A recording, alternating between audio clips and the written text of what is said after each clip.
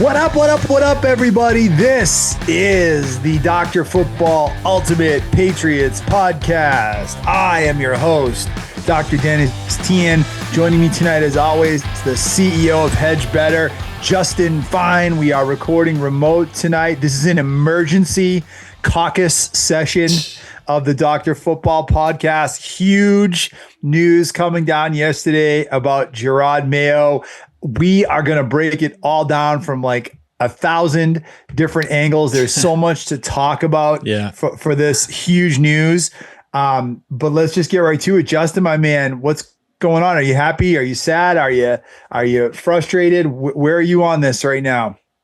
I'm happy. I'm happy. And you know what? I got to say, Dennis, to start out, I gotta give you your kudos on this, because I think you were on top of this, way before the majority of fans, way before the mainstream media, the New England hype machine. Like you called this, you did very, very early on into the season. You posed that Jerod Mayo's job may be at risk. And, as the season went on, more people started joining that bandwagon, but you were really one of the first people I heard say it. So I got to give you the credit. Yeah, thank you. And here's the thing. You can go back to the winter when he was first hired, and I thought that this was going to be his lack of experience was going to be one of the stories of this season. It was going to be something we would continue to talk about. But to be honest with you, Justin, even I didn't think it would be as bad as it was. That he would get fired after 1 year. Like, I think that mid-year, maybe a little earlier, that's when I started thinking that actually this is so bad he might actually get fired after one season. But certainly when he got hired this spring, I didn't think it was going to be this bad. And then when they won that game in Cincinnati in week 1 and actually kind of looked like a tough, scrappy, well-prepared team somehow, and you're like, well, okay, well, maybe this is going to kind of work out here. And then it just kind of more or less all went to crap from there.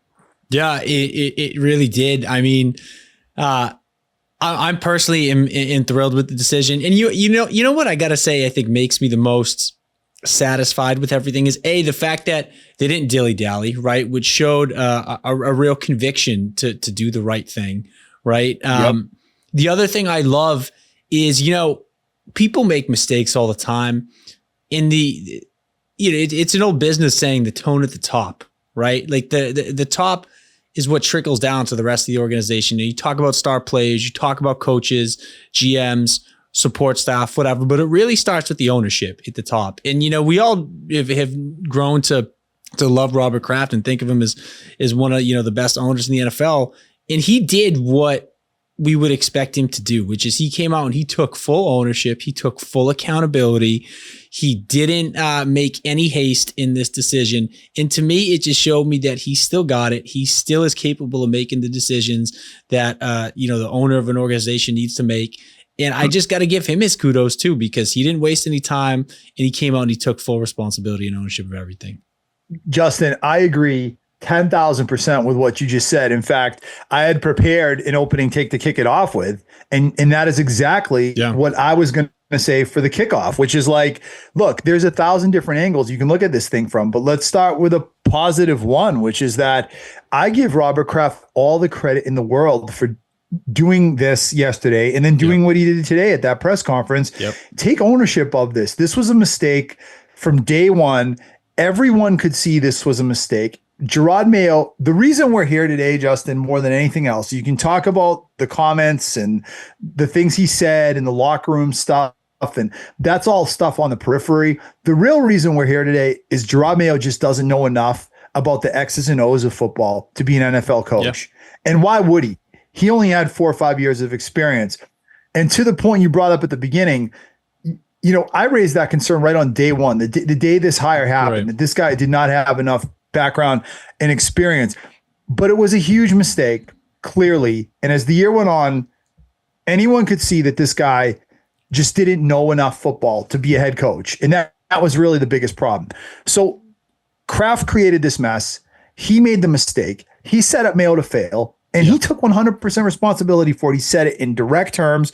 I give credit to Kraft for that. And I'll say this, Robert Kraft they've made a lot of mistakes the last few years.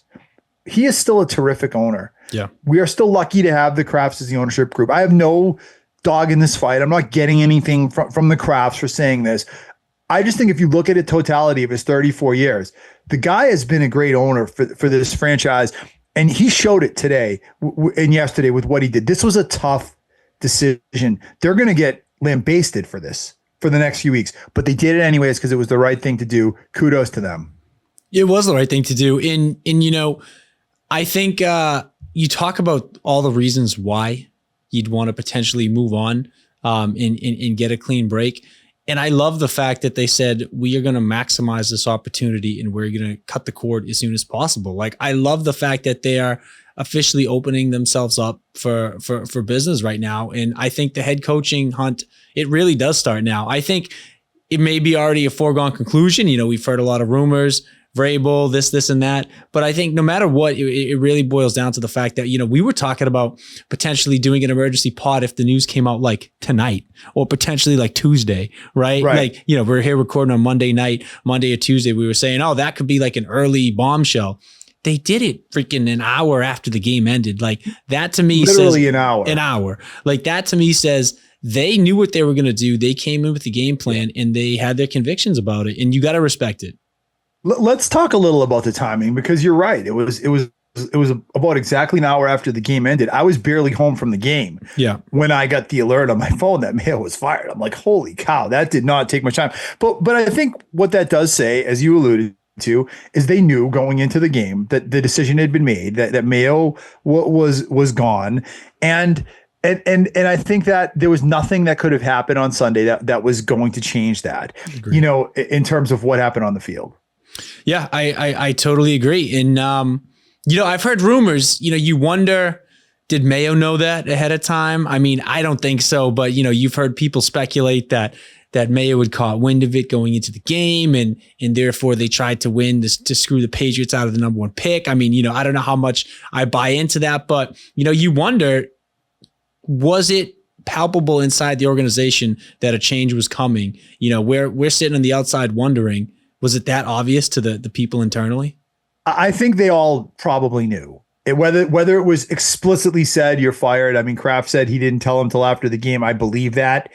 I think it was, I think you could sense a difference in Mayo's energy those last week, and certainly the last couple days before the game. And even on Sunday at his press conference, I don't know if you heard his press conference after the game, but it was unlike any other press conference he had. He was very short. It was very to the point. It was frankly more what he should have been doing the whole year. It was almost Belichickian in a sense, but it was a different energy from Jerod in those last couple of days and certainly on Sunday at that last game. So I think that everyone kind of knew what was coming down the pipeline. Now, I will say, Justin, I reject completely the idea that Mayo won that game out of spite. Because look, as much as we all want the Patriots to have lost that game and walked away with the number one pick, I would ask, what more could they have done to lose that game? They played their third string quarterback as a starter. They promoted like 12 guys from the practice squad onto the roster and played a bunch of them, short of kneeling on the ball every time, which obviously would never be allowed and would have gotten some kind of like fine or violation. What else could they do to lose that game? You know, they did what Mayo did, what he could reasonably do, and the Bills just wanted it less, so to speak. Yeah, well, you know what? Look, here's what I gotta say is, I know, you know, you played Joe Milton, you played some of the backups, you in theory tried to lose the game, but at the end of the day, like, there's still more I feel like you could have done. Like, you could have probably been a little bit more conservative with the play calling. I don't know. I just feel like even though they started their backups, they played to win. They played aggressive. They played to win.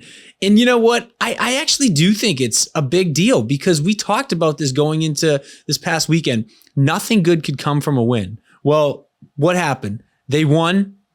They lose the number one pick. Their coach still gets fired. Like, nothing good came from that. The only thing you can look at and say is that, oh, maybe you have a talented backup in Joe Milton, some valuable in Joe Milton. I don't know. That's about the only silver lining. So I really do think, you know, when you look at a team that has this many holes in a roster, the difference between the number one and the number four pick is huge. you'll still probably be able to get the same guy you wanted at number 4. But had you had gotten that number 1 pick, that could have potentially resulted in an additional first round asset for you, where you were able to trade down. I think it was a big mistake and a big screw up. I don't know. I get your point. How do you explicitly go out and enforce that they lose without making it look so blatantly obvious? I don't know, but it looked like they were trying to win. See, my take on this, Justin, is a little different. Like, I would have liked them to get the number 1 pick because I agree with you. It would have helped them solve some of the problems that they're facing, and it would have probably yielded a bounty of players and draft picks, which would have been great because they have so many holes. But I don't really think they were the worst team in the league ever. I think that they were, most years, the team that gets the number 1 pick wins 0, 1, or 2 games.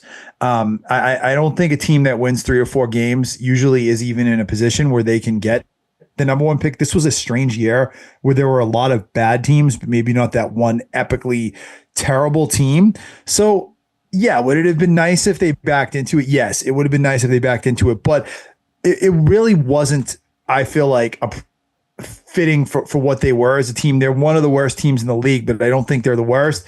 And I think they kind of ended up really where they're supposed to be. They'll still get a great player at the number 4 pick. They still have $130 million in cap room. I think they have all the tools they need to rebuild this team this year and be a competitive team in 2025. But I don't know. Like, is it a loss? Yes, but what are you going to do? Outright tank, kneel on the ball, run the ball in the middle every play? That could get in trouble. That could be problematic as well. Yeah, I mean, I guess it could, but is anybody going to look at you and fault you for keeping that number 1 pick? I guess that's what I'm looking at it. Like, it's like if you were doing this all year, it'd be one thing, but you're heading into the last game, you're playing backups, the game doesn't matter. You've just kind of fallen ass backwards into the number 1 pick.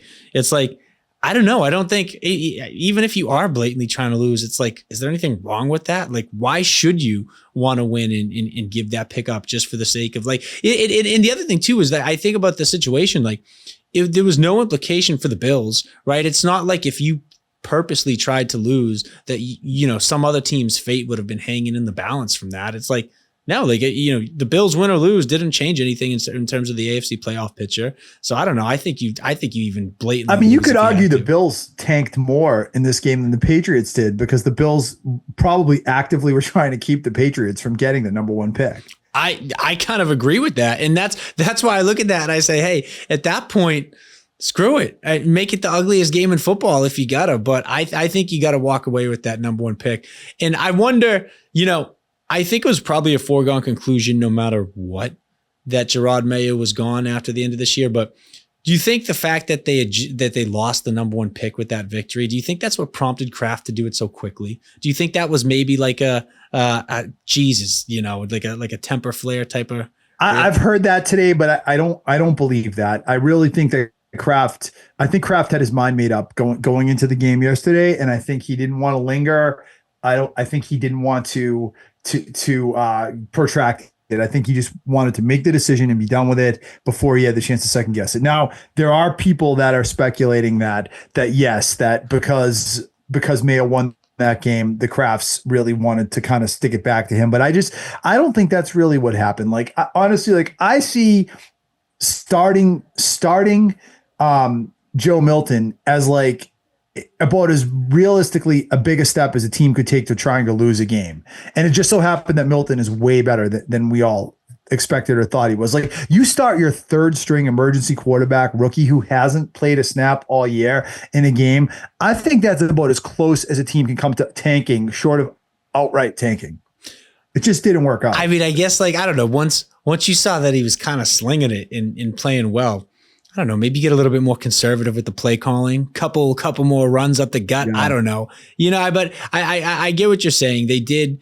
Maybe that's where the spite piece came in too there. Right. I don't know. Right. Yeah. You don't know, but it's, you know what, at the end of the day, look, I still think we're going to get whoever we wanted at number 4.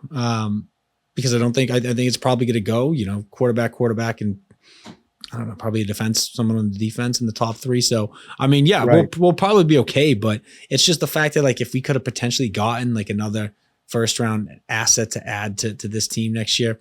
It would have been nice. And you know what too? I think it may already be a foregone conclusion with Variable. At least that's the rumors that are being circulated. But I brought this up last week. I don't know how big of an impact it is, but do you think saying that we have the number 1 pick as opposed to the number 4 pick is do you think that weighs anything when a coach is deciding whether they want to come there? No, a little bit, but I still think either way, this is the most attractive job of all the open jobs. And I think that the real reason why this is the most attractive job is because of Drake May. And if you look at any of these other jobs, I'm sorry, there are huge questions, either quarterback, or you get Trevor Lawrence, but he's a head case that you're paying $60 million a year to. Or you look at Caleb Williams and you're having questions about whether he can handle the position. Yeah. I think if you look at all, the Jets and the Raiders, for example, they have nothing and they're not in a position where they can even draft a quarterback this year. So I think Drake May's presence makes this an attractive job. And then I think the cherry on top is the $130 million in cap room. Yeah. The number 4 pick is a sweet thing to have. It means you're going to get a really good player. And like I said, this is still a great situation. This is great ownership. Do you want to go coach from Mark Davis or Woody Johnson or Shad Khan? I mean, look at the owners and the messes, historical messes. Yeah, the Crafts are ice cold. Everything they've done the last 4 or 5 years has been wrong. That's fine. Look at the 34 years in totality. They've been damn good owners. As a coach, you got slim pickings. By definition. An open job means it's a failing program. It means something went wrong, right? So when you're picking from those options, this still, I think, because of the ownership, because of Drake May, because of the cap room, the draft picks, the fans, the market, everything, I think this is still a super attractive job, Justin. I totally agree. I think it's probably one of the most attractive jobs in football for all the reasons you just mentioned. I do think, whoever comes in here, the expectations for a turnaround are going to be quick, right? I don't think the leash is going to be too long. I hope we don't start to see a revolving door in and out of New England, but I think, we're at the point now where a guy doesn't have 3-4 years to rebuild this thing. We want to compete now. Right. Especially now that we have Drake May and we have all this potential. So the expectations will be high, but I think the desirability is equally as high. I mean, you say that, but will they really be? Because, let's face it, if someone comes in next year and wins 8 games and they look decent, I think people are going to be super happy. You could have a pretty mediocre year next year, and I think the fans and the media would be thrilled with that based on what we just experienced. I agree, but I think if the next year you have 8 or 9 wins, then I think you're in. You got a problem. Fair. That's fair.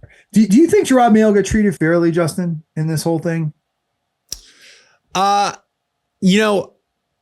do, because I think Kraft essentially said it himself. I think it was unfair to put him in the position, but he probably also had an unfair advantage in terms of getting the position that other candidates didn't have. So it was he essentially got a reach job. He got a job that he wasn't qualified for.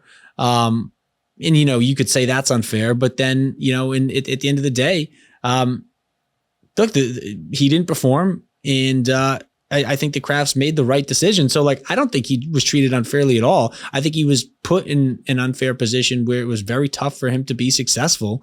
And we saw what we saw, and you know what? It is what it is.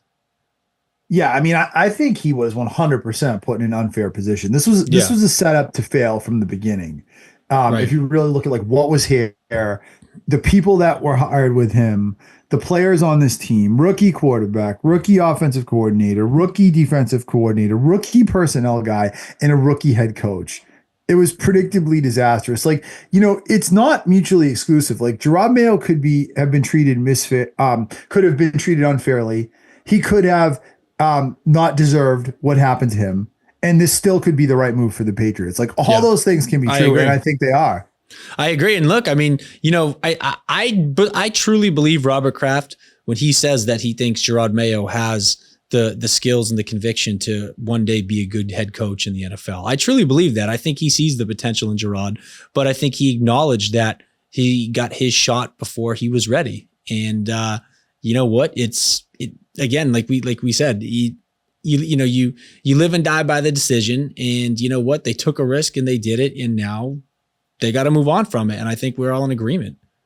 I would agree with that, but just to use a doctor analogy, that's like saying, a second-year med student will be a great doctor one day. Well, yeah, when they finish medical school and finish their residency and get some experience. And that's really what Mayo was. Mayo was a guy that was put in a position he was totally unqualified for. I 10,000% agree with the fact that Mayo has all those tools to be a great head coach. It was just, it was nowhere near, he was nowhere near that at this point. And I think that for people and there are some fans that I've heard from that wanted Mayo to come back and get a second year. And I really feel like the chances of this thing getting better and him getting to where he needed to be in 1 year, he was so far away. Those chances was 0%. If they had brought this guy back, Justin, as well as I, he would have been one of these guys that was like fired in week 11 of next week. There was no way this was going to get fixed in 1 year with him. No, totally not. I am curious, right? We've talked a couple times about potential replacements, and Vrabel's name gets thrown around a bunch, where it seems almost, and we've heard some things back and forth in the media as far as hey, Vrabel kind of knew that the job was his if he wanted it. He kind of put the pressure on the Crafts by saying he was gonna, interview for the Jets job, putting them on notice, like that type of thing. Do you think this is maybe even a bigger kind of grand scheme plan than we thought, where, going back into last year's coaching decision, do you think it was like hey, I'm sure Vrabel was interested at the time. Do you think it was one of those kind of nod and a winks from Kraft where he said, look, I promised it to Jerod, he's the next man up, but he's got a short leash. It's one and done. He's either going to prove himself or he's going to be out, take a year off, putz around, keep yourself busy.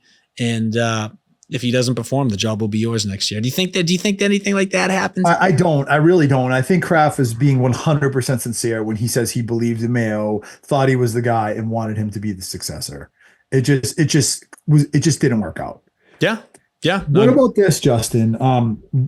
Look at this a little from Mayo's perspective, and what is the right next step for Jerod Mayo right now? Where does he go with his career? Because to me, I think that, as we've alluded to, this job was gifted to Jerod Mayo. I don't really think he had to really work and struggle for this as much as other head coaches have. I mean, look around the league. Some of these head coaches started at the bottom, worked their way up to the top 10, 15, 20, 25 years before they got into the position of head coach. For Mayo, it was 4 or 5 years. He was working at Optum in 2019. It's kind of crazy when you look back on it. But I guess my point is now, if Jerod Mayo really wants to be a successful head coach, and if his heart is really as into it as much as he says it is, I think you're going to be able to tell a lot from his next steps. And does Mayo continue in the coaching thing, or does Mayo bail out and say, you know what? I've probably made $30 million in my career. I'm kind of all set. I'm going back to Optum, or I'm going back to Channel 4. I'm really curious to see if Mayo, who he's taken such a setback here. It's been such a setback to his career. I'm curious if he digs in deep and puts his nose to the grindstone and takes a assistant coach position somewhere, or goes to a college somewhere and really claws his way back, or if he just kind of fades away. Yeah, I think it'll be super interesting to watch. One thing I know you've said he should probably do the collegiate route, try to go get, a head coaching job somewhere, at a college and rebuild himself, get some experience. I personally think that, we talk about his ascension came on the defensive side of the ball, right? Obviously, former defensive guy, was coaching on the defense, and he kind of skipped right over that defensive coordinator step and went right to head coach, right?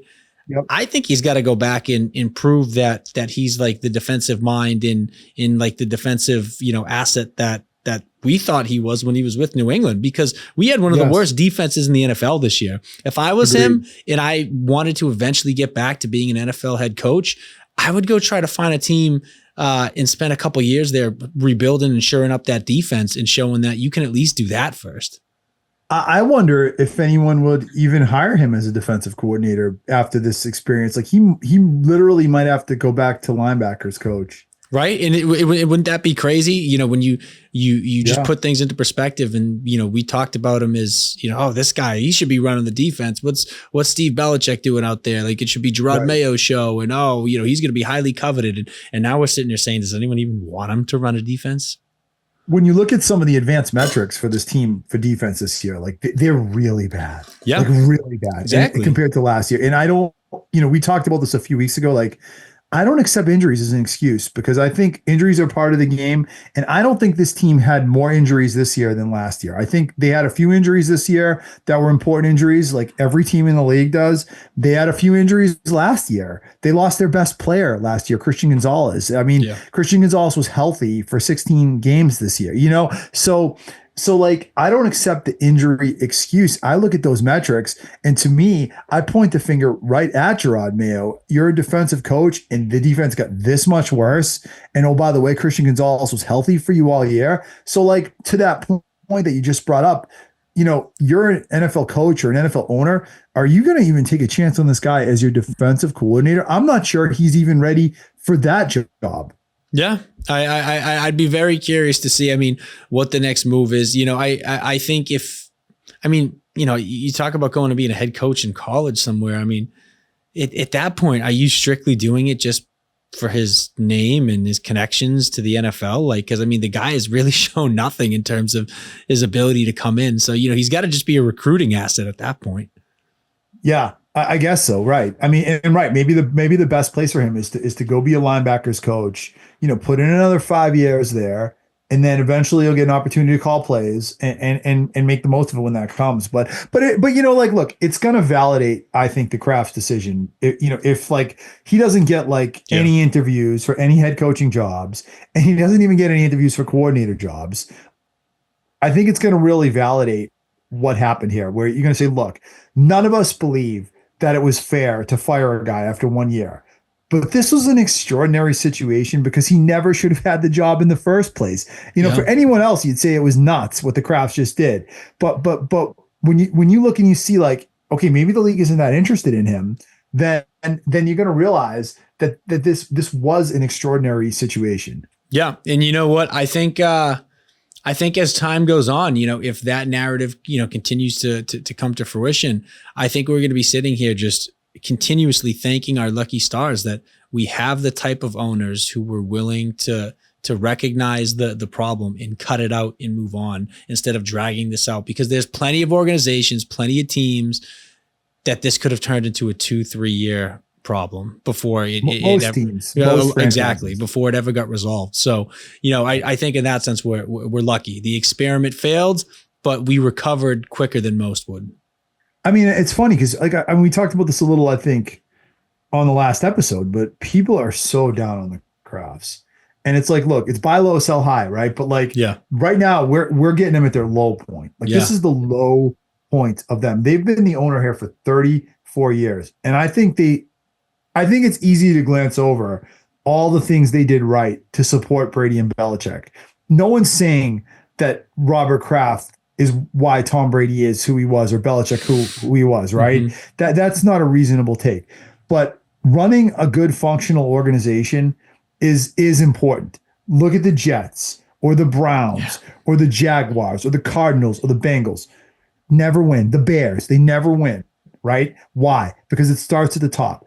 So I think good ownership counts for a lot. And Kraft, by and large, has been an excellent owner for his 34 years. So I couldn't agree more. And I really think people need to step back and look at the total 34-year picture, not just the debacle that's been the last 4 or 5 years, which was, let's face it, inevitable. It was inevitable. You're going to hit a bad run. Things are going to go wrong at some point. It's the NFL.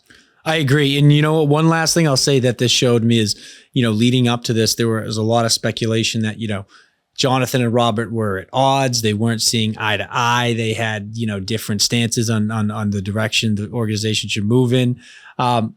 This tells me that they're still kind of a unified front, and we don't have a division problem amongst ownership. It shows me that, you know, you got two guys who, you know, maybe they had a difference of opinion, but they were able to come together and do what was best for the organization. They didn't let egos get in the way. They didn't let public opinion get in the way. They just sought the best option and they came to an agreement. They did it.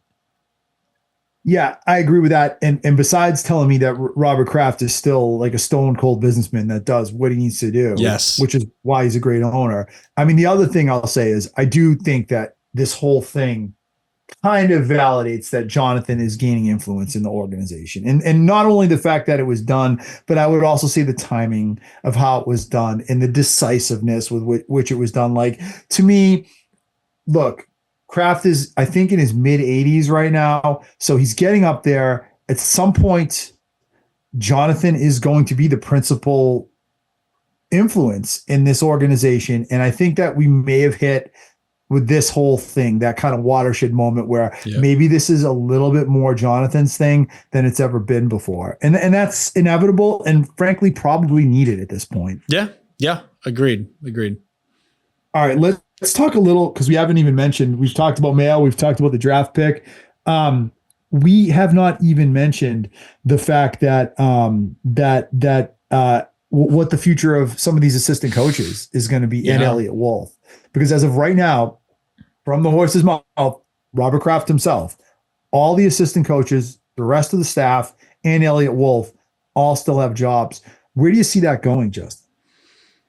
I mean, I think that's kind of just a waiting game at this point. I feel a little bit more secure with Elliott Wolf. I think as far as the coordinators, I don't know. I think you'd give your new head coach a say in terms of who he wants to potentially bring in. I'd find it kind of difficult to believe that if somebody like a Josh McDaniels was available and interested to come and pair with Vrabel, that you wouldn't bring him in. Like, I find it a little tough to believe that, you're going to keep Covington around, but I think I actually don't think that Van Pelt and Covington will be there, but I think it's the Crafts kind of being tactful and saying that, look, Jerod was the first domino that needed to fall. The coordinators will fall into place once we find our head coach. And they have some say in terms of who they want around them. So I don't know. I think it's more of a waiting game for the coordinators. I agree with that. Like, I think we need to take a minute and just wait and see how this all shakes down. Like, and the big domino drop is going to be who they hire as a head coach. Right. And then they're going to fill out their staff, and they may pick from some of the staff. They may not. That's going to be a thing where very dependent on, does the person want to stay here and does the new coach want them here? I think it's way too early to overreact to any of that stuff, because I would say most likely, Justin, I would still be willing to bet Van Pelt, Covington, Wolf will probably all be gone for next year when the new coach comes in. Do you feel like equally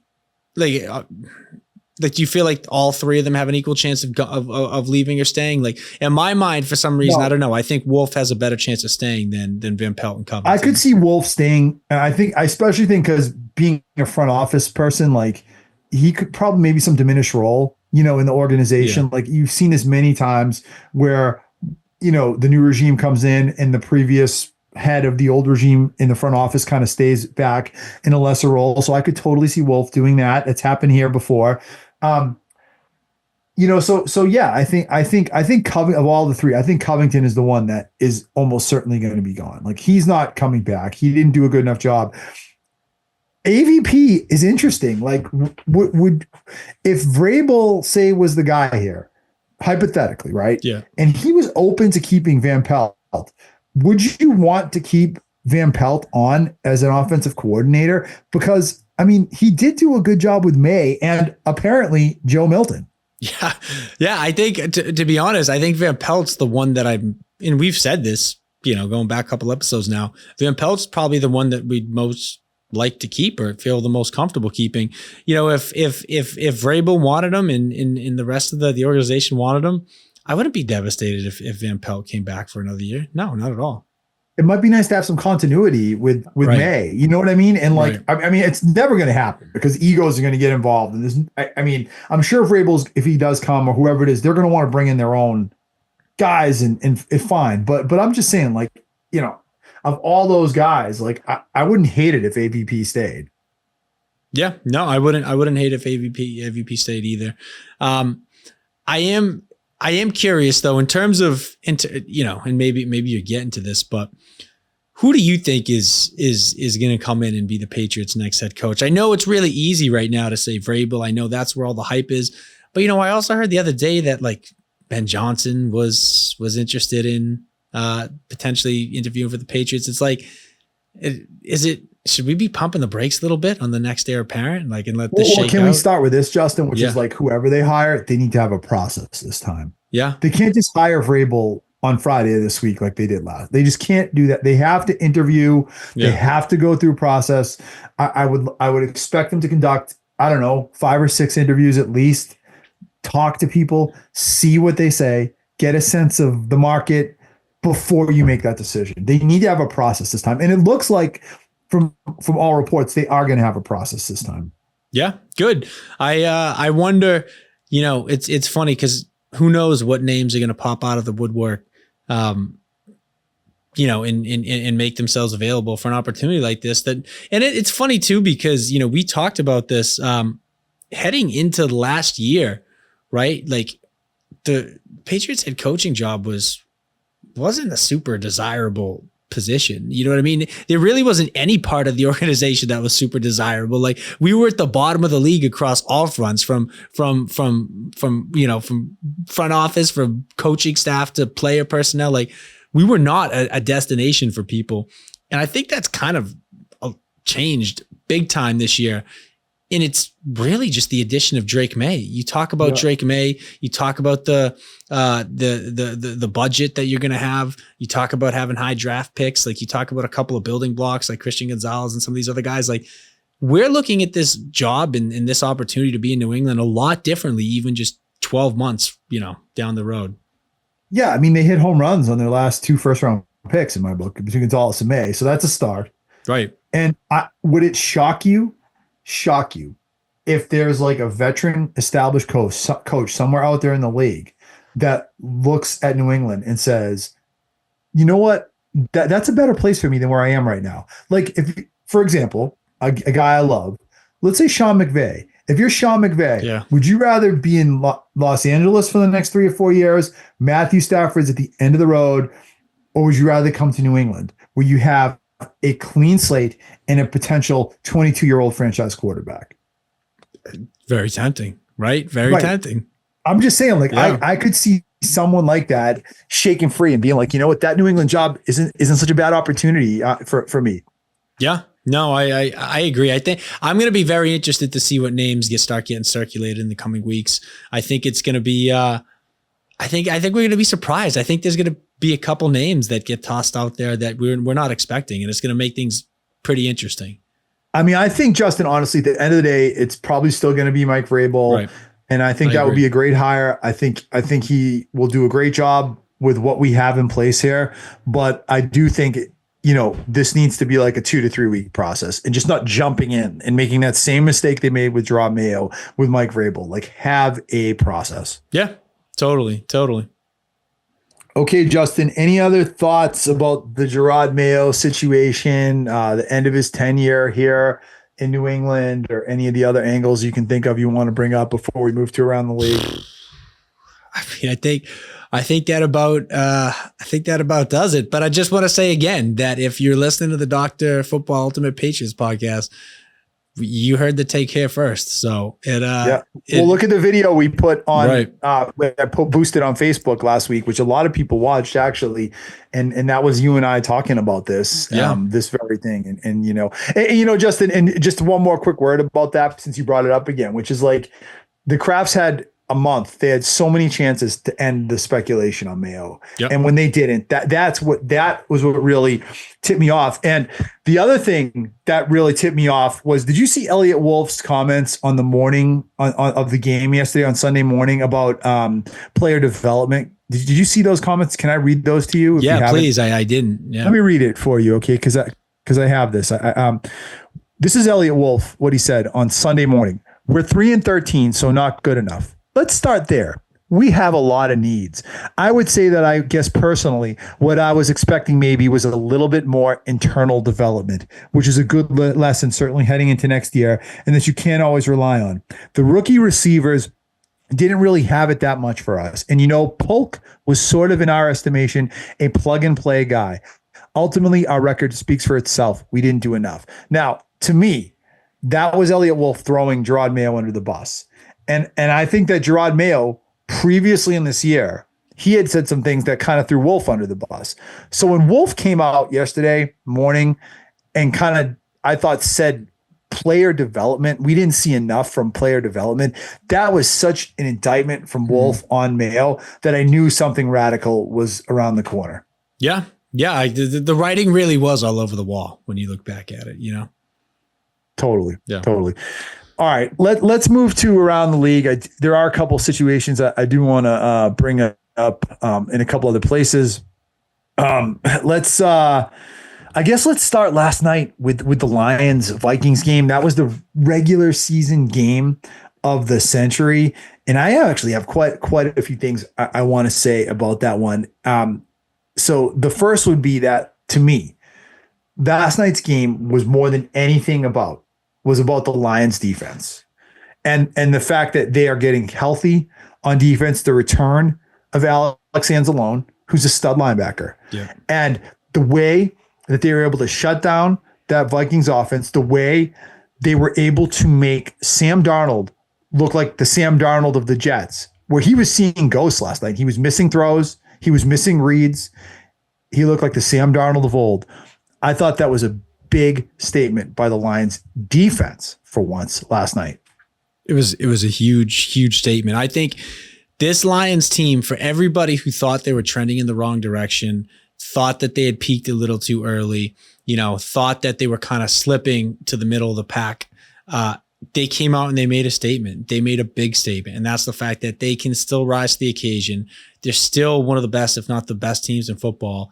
And, they're telling everybody that their best football is ahead of them, not behind them. So I think it was a massive game for the Lions. What more could you ask for to give yourself that type of momentum and confidence boost heading into the playoffs, Absolutely. And let's not forget, they did also score 33 points. So it's not like, so it was really an all around kind of statement from them. And it's funny because I don't know how much of the game you watch, but I thought as it happened, Kevin O'Connell passed on 2 field goals and went for it from 4th and 5 from inside the 10-yard line on 2 separate occasions in that game. Yep. And at the time I said, this is a mistake. You got to take these 3 points.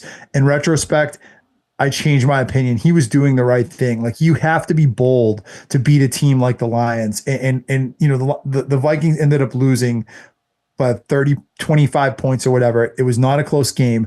Kevin O'Connell knew that he needed to be bold. He needed to take chances to beat that Lions team last night. Yeah. Yeah. And, I got to give the Vikings, credit for what they've done this season. But at the end of the day, and you can give the Detroit Lions their credit where it's due, but the Vikings kind of showed me that, yes, they're a good team. Yes, they're surprising a lot of us, but I don't think they're a real serious Super Bowl contender. I think that was the message I got from last night's game. I agree. And what a swing for them, because instead of now getting a bye week and being at home in 2 weeks, they actually now have to go to LA, which is a long trip. And then they're playing on Monday night. So it's just like a horrible setup. They're going to have, if they do somehow win that game, they're going to have a short week the following week.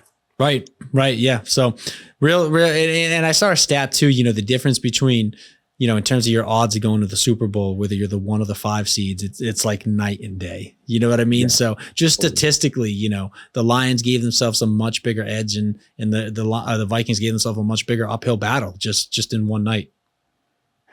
And I think for Detroit, on the other side of that, I think getting that bye week was huge for them for so many reasons. Yeah. One is their bye was in week 5.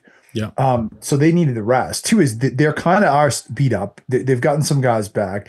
And number 3 is, look, Jahmyr Gibbs is a special player, but he is the kind of guy that I feel like when you rely on him too much, he might slow down a little. He's a speed back. So getting that week of rest for a player like him, who they're so dependent on. And you saw last night just how important and special Jahmyr Gibbs is for that team. And some of those runs and catches he had last night were unbelievable. Yeah. So I think for him and for that whole team, that bye week is huge. It's massive. It gives them a chance to continue to keep getting healthy. You know, there's a chance David Montgomery can come back soon. Yep. You know, the bye week is huge for that. They're saying if they make it to the Super Bowl, what's his name is the defensive end there is potentially going to be back. Aiden Hutchinson. Yeah. Yep. So you know what? The pendulum, it looked like it was starting to swing back in the other direction with the Lions, but no, they're still legitimate. They're in it to win it. And I got to say, at this point, it'd be tough not to call them Super Bowl favorites. At least in my opinion, I think they're the Super Bowl favorites. I think that's the statement they made last night. Yeah. 100%, Justin, is that our defense is getting healthy. We still have a great offense and we're still the Super Bowl favorites. Yeah. Yeah. Big statement. Okay, let's go to the AFC a little and let's look at Denver getting into that 7th playoff spot. You were rooting for the Bengals, and they end up coming up one game short, ironically losing to the Patriots, by the way, in week 1. I mean, shame on the Bengals, because you can't beat Jerod Mayo in his debut at home, and then you come one game short of making the AFC playoffs. I'm sorry, that is a disgrace. Yeah, you know what? I think arguably the hottest team in football is going to be sitting out this postseason. Like, the Bengals are on fire. That's probably the best offense in football. The defense is starting to come together a little bit. Talk about a team that, if they had been able to sneak into a wild card, could have been super dangerous. I guarantee you the rest of the AFC, Josh Allen and the Bills, Patrick Mahomes and the Chiefs, they all took a giant sigh of relief knowing that they don't there's no question about it. I mean, if you're Buffalo, look, Denver is a legitimate playoff team. Denver is not a softball. No, not at all. Not at all. I mean, and honestly, Justin, I kind of feel like Denver earned the right to be there. Like Denver was a better team than Cincinnati from beginning to end this year. So they really deserve to be in the playoffs. But obviously, if you're Buffalo, you want nothing to do with Joe Burrow in the playoffs the way he's playing right now. I agree. You talk about who the odd wild card team out is. I mean, I kind of love to see the Chargers with what they're doing with Harbaugh. I love to see what the Broncos are doing. I wish the Bengals made it in over the Steelers. I think the Steelers are just a team trending totally in the wrong direction. I think they're going to be a one and done. I don't think they have any shot of doing anything in the playoffs. It's kind of unfortunate that they get to be there instead of Cincy. But you know what? That's the way it shakes out sometimes. Now, I think Denver. Do you think there's any chance Denver gives trouble to Buffalo with that defense? I mean, that Denver defense is really good. They had 64 sacks this year. They have one of the best cornerbacks in the game. Takes away half the field every week. Nix is I think a better quarterback than people give him credit for. He makes plays, and they have a terrific coach in Sean Payton. Any chance they give Buffalo any trouble? They are 9-point underdogs in Buffalo this week. I think I'd probably take the points. I don't think they win the game, but I could see it being close. I could see that defense keeping them in it. Sean Payton. See, that's the thing. That one seems so easy to me that it makes me almost think I should take Buffalo, because it's a lot of points. It's like there's so many points. It's like they're just begging us to take those points. Usually they know something we don't know. And you know what? They might. And you're right. When you can't figure out a line and it looks fishy, usually it's because they know something's about to happen. Because you're the sucker. Exactly, because you're the sucker in that situation. But you know what? I actually do.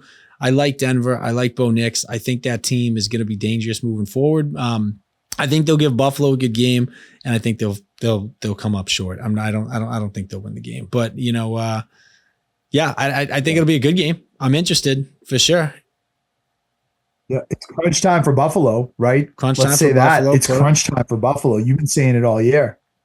Yeah, I mean, yes, but I'm gonna need to see them go all the way. We've seen them win the opening game of Wild Card Weekend before. Yep. I got to see 4 years in a row. Exactly. So I got to see them go into Arrowhead or going to Baltimore or something, or not going to Baltimore. They wouldn't be going in there. But anyway, I'd like to see them just make a statement win let me say this. This brings me to my next take on this AFC playoff field, Justin, which is I think that the way the seeding shook down yesterday, the LA Chargers caught a huge break in getting a Houston team that is just dead in the water, as any division winner we've seen in the last couple years. And I will predict right now, the LA Chargers, this is my next bold prediction. I'm hot. I'm red hot after the Mayo. I've been empowered, and I'm giving you another one. All right. The LA Chargers are going to beat the Houston Texans in the wild card round, and then they are going to go to Kansas City, and they are going to beat the Chiefs in Arrowhead Stadium in 2 weeks. Wow. Wow. Okay. All right. So you're penciling the LA Chargers into the AFC Championship game. Yep. It will be an LA at Buffalo AFC Championship game. Wow. All right. All right. And you know what? To that point, right? That's a pretty tough road for Buffalo, because that means they're probably going to have to go through Denver and then Baltimore, right? Two tough games. Denver, Baltimore, and LA would be the. I mean, there's no easy road this year in the AFC. All the teams are good. So yeah. I mean, do we have a Baltimore Pittsburgh first round matchup? Yeah, we do. And I think that's a tough matchup for Baltimore. If I'm Baltimore, I hate that matchup. Honestly, that's probably the best draw, in my opinion, for Pittsburgh, just because I think the only thing that's going to give them a chance is the fact that they got this divisional, long-standing, like bad blood, like factoring into it. That's going to make it a good game. Rivalry games always tend to be good games. I think that's probably the best draw they could have had to give them a shot. Yeah, and when you play a team 3 times in 1 year, right. I mean, screwy things tend to happen, and we've seen that many times before. So I agree. Like, I mean, I think that's the best case scenario for Pittsburgh. I mean, that Pittsburgh team is dead in the water. They've lost, what is it, 5 in a row now or 4 in a row? Yeah, 4 in a row. Whatever it is, like zero confidence they can win a playoff game, except for the fact that they're playing a division opponent they're super familiar with. And every time these two teams play, it comes down to a field goal. Yeah. Yeah. Totally. We are shaping up for some very interesting postseason football. And you know what? I know every year the playoffs are exciting, but this year it really just does feel like it's a little bit wider open, or a little bit more wide open than it has been in the past. You know, I feel like it's been a little top heavy in previous years. Like, this really does feel like, 1 through 7, you're not going to be super shocked whoever emerges in either conference. Justin, you talk a lot about it being put up or shut up time for Buffalo, which you're 100% spot on about. But let's not forget, it's the same story for the Baltimore Ravens. Agreed. And Derrick Henry has had this amazing season. I did not think this was going to happen. This is one I was wrong about. I thought Henry would, I thought Henry was due to fall off a cliff. Me too. But it's been an epic season for him. But what I would say to that is, this is why you signed Derrick Henry, not to put up 1,600 yards, in the regular season. You sign him to get Lamar Jackson over the hump in the postseason. So I think it's going to be one of the big stories of the postseason. Is like, it's really going to be the test. Did this Derrick Henry thing really work out? How much success the Ravens have in the next few weeks? Yeah, I agree. The Ravens, similar to the Bills, they've been regular season heroes plenty of times before. This is all about coming, performing in the playoffs. And you know what? When you look at it, only one team's going to come out of the AFC. So between the Bills and the Ravens, who arguably have the 2 highest, expectations and the most to lose, someone's going to be disappointed. Someone's going to come up short. Someone's going to be a loser again. So. Yeah, it's inevitable, but only one team gets to win the Super Bowl, and there's 6 teams that deserve it. Like Kansas City and New England still have created such a glut of winning so many Super Bowls the last decade, really, that there are a lot of teams that deserve to have won a Super Bowl that didn't. It's a lot like the Chicago Bulls in the 90s, where the Knicks should have won a Super Bowl. The Utah Jazz should have won a Super Bowl, but Jordan won 6. So no one could get past them. And it's kind of the same thing with the Chiefs and the AFC, maybe a little even before with the Patriots. A lot of these, great teams just can't get past the Chiefs. So yeah. But according to you, LA Chargers going to go in Arrowhead. It's going to happen this year. Right. All right. Let's do a little bit of a lightning round before we wrap it up, because I know we're running low on time. I want to, a lot of teams have made decisions in the last few days about their coaching situation. And I just want to run them by you really quick. Yep. And I want you to tell me whether you agree or disagree with what they did. Let's start with Jacksonville Jaguars. They have fired Doug Peterson, keeping the GM Trent Baalke. Your thoughts, Justin? I think Doug Peterson is the least of the problems down in Jacksonville. And I actually think he's a proven coach. I kind of like Doug Peterson. I think, maybe it was inevitable that they had to move on because of just how poor the Jaguars were. But you know what? Frankly, I don't really love the move. I think you move on from the GM and from your quarterback and from some of the toxic players in that locker room. I think you actually had a decent coach. Justin, that is you just said exactly the first thing I thought of, which is this. They went completely backwards on this one. This is a huge mistake. Doug Peterson is a good coach. He has won a Super Bowl. And to just throw him away and triple down now on Trevor Lawrence is just a complete losing strategy.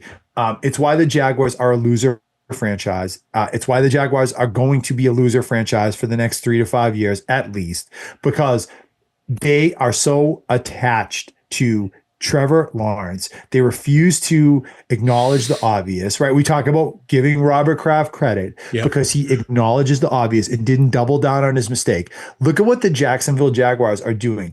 Firing Doug Peterson, a proven coach that won a Super Bowl with, what's his name? Nick Foles, right? Just a few years ago, and doubling down on a losing quarterback who has consistently underperformed expectations because you took him with a number 1 pick 4 years ago. It is just it's just throwing good money after bad. It's exactly what it is. I think the Jaguars just completely mangled this. Yeah, totally. And they're going to pay for it. They're not it's not going to get better there anytime soon. No, it's and to be honest, like for what we do and like doing this podcast, it's going to be fun to watch because it's like the insanity is what's the definition of an insanity? Doing the same thing and expecting different results. So the Jaguars keep investing in Trevor Lawrence and they're expecting something to be different and better. It's just never going to happen with him. It's time to get over it. Yep. All right, let's how about the New York Giants? Let's go to them. Keeping the coach Brian Daboll and the GM. Your thoughts? I don't mind actually keeping Daboll. I think I would have got rid of the GM. I think the GM is kind of overstayed his welcome. I think you got. Let me just double check. They're actually keeping him. Hold on. They're definitely keeping Brian Daboll. Okay, and I actually don't hate keeping Brian Daboll. Actually, I think Brian Daboll is kind of got the short end of the stick a little bit, with the Daniel Jones situation, and some of the issues they've had in New York. Like if they were able to bring in like a top rated draft pick and, the defense isn't that bad. They got Malik Neighbors. Like that's not a bad place to be. I actually kind of like Brian Daboll to stay there. I do think they got to get rid of the GM though, because he's a moron. He's gotten exposed up and down, through Hard Knocks and social media. He is going to be back, by the way. Okay, well there you go. All right, well that's stupid, but I actually don't hate bringing Daboll back. So that's my take exactly right. I actually love that the Giants are bringing back Brian Daboll, and the collective, the football viewing public, we had like a real window this year into the Giants front office, right? And we saw, all of us, like on Hard Knocks, how badly the GM Schoen mangled the offseason. He got rid of Saquon Barkley and he tripled down on Daniel Jones. And those were both huge mistakes.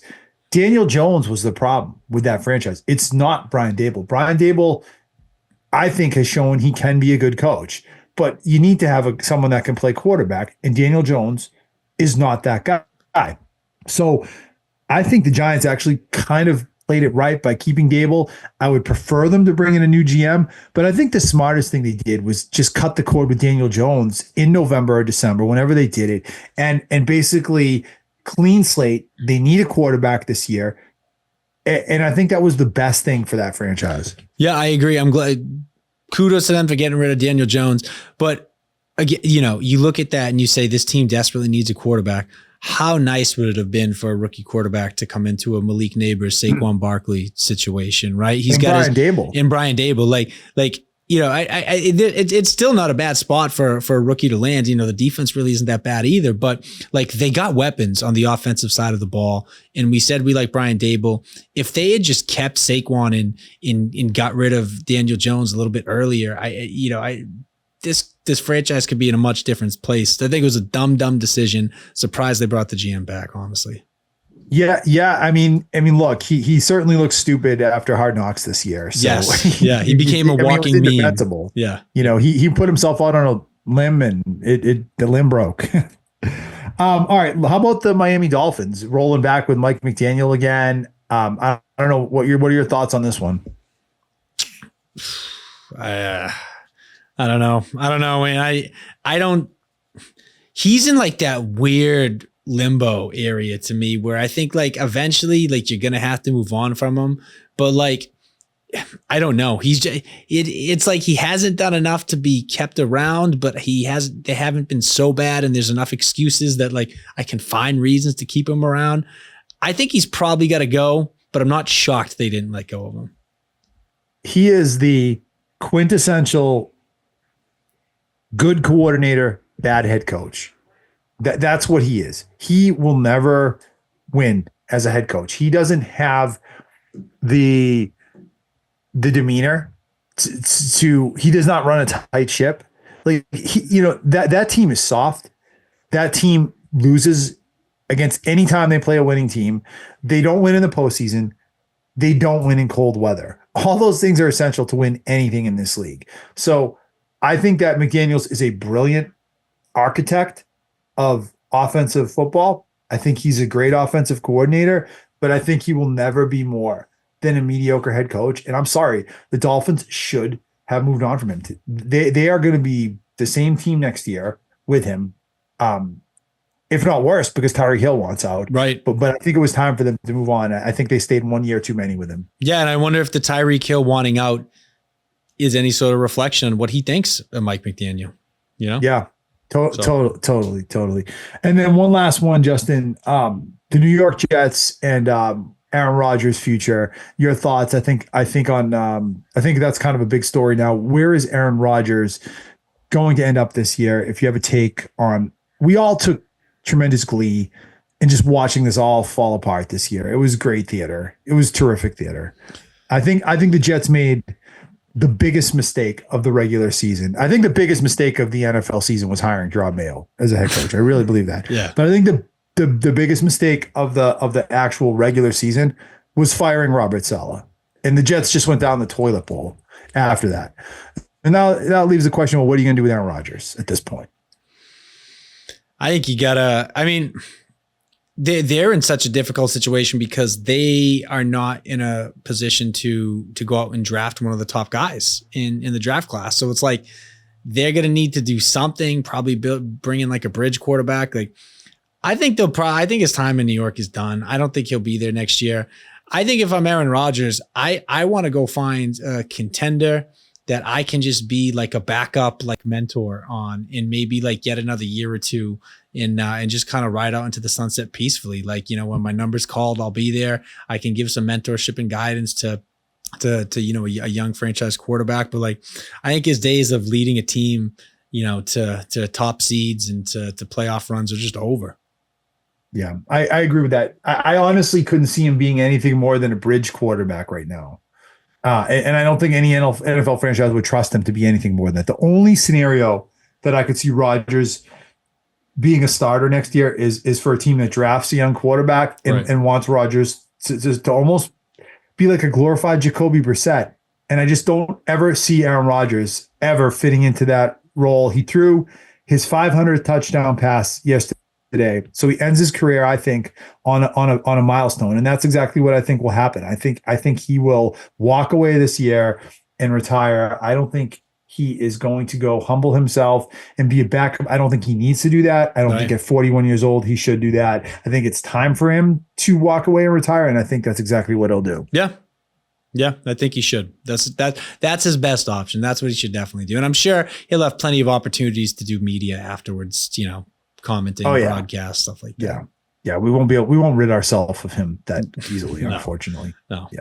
But I don't know. Does he have the personality for television, really? I mean, I don't know. Like he's got that like, yeah, he is. He does have that like that kind of dry, sarcastic sense of humor. He's a little bit witty. I don't know. I think it's all the hallucinogens. He's starting to loosen up a little bit. He's finding his personality. I don't know. I couldn't see him on like CBS or like Brady's doing a game right now. I just could not see him in that role, but I could see him on like a Pat McAfee type show. Right. Exactly. That's where he's going to end up. Exactly. Right. I could see him doing something like that for sure, for some big network. Yeah. All right, brother. Anything else you want to add around the league in Foxborough, Brave New World? We'll see what happens over the next few weeks. That's it, man. That's it. I'm just excited for the playoffs. Like, what a quick season. I feel like it was just the other day we were talking about getting ready for Cincy, and here we are, talking about playoffs now.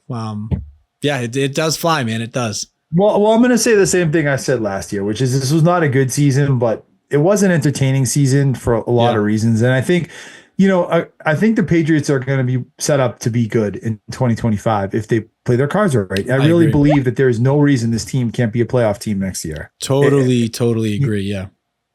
So, and that's kind of my expectation as a fan. Yeah. I think you could very potentially see like a Houston Texans type of situation where you go from like bottom of the league to like, competing for a division, competing for a playoff spot, like in a year's time. Like I think they're Washington, Denver. Yeah. Right. These are teams that picked at the top of the draft last year and are in the playoffs this year. Right. So I think the Patriots are positioned to be that kind of team if they play their cards right this offseason. Yep.